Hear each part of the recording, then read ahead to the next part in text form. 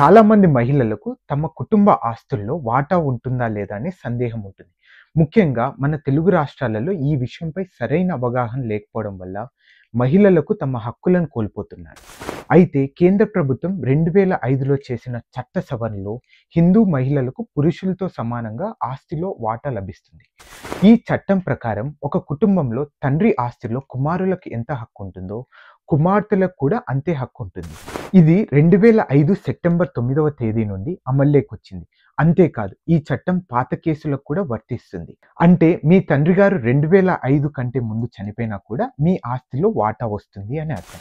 గతంలో అంటే 2005 కన్నా ముందు పెళ్ళైన తర్వాత ఆడపిల్లల తండ్రి కుటుంబంలో సభ్యురాలు కాదు అనే భావన ఉండేది.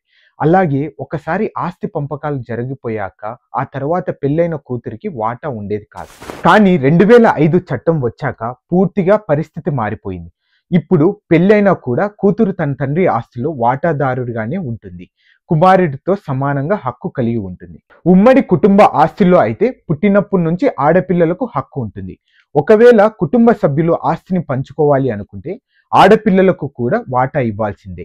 అంతేకాదు ఒకవేళ కూతురు చనిపోతే ఆమె పిల్లలకు అంటే మనవళ్లకు మనవరాళ్లకు కూడా ఆస్తిలో వాటా వస్తుంది అని అర్థం. ఇకపోతే చాలా మందికి పట్టాదార్ పాస్ పుస్తకం లేదా టైటిల్ డీడ్ గురించి సందేహం ఉంటుంది.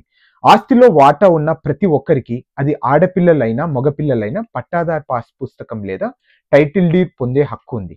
మీరు మీ వాటాకు సంబంధించిన పత్రాల కోసం తహసీల్దార్ కార్యాలయంలో దరఖాస్తు చేసుకోవచ్చు. అయితే ఇక్కడ ఒక విషయం గుర్తుపెట్టుకోవాలి ఏంటంటే 2004 డిసెంబర్ 25వ తేదీ లోపు ఆస్తి పంపకాలకు సంబంధించిన కేసులు కోర్టులో పరిష్కారం అయి ఉంటే వాటిని మళ్ళీ తెరవడానికి అవకాశం లేదు.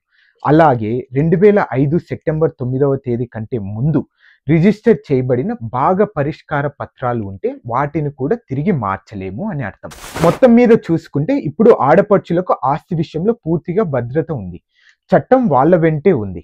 ఈ సమాచారం మీకు ఉపయోగపడుతుందని ఆశిస్తున్నాను. మీకు ఇంకా ఏమైనా సందేహాలుంటే కింద కామెంట్లు తెలియపరచాలని కోరుకుంటున్నాను. Thank you.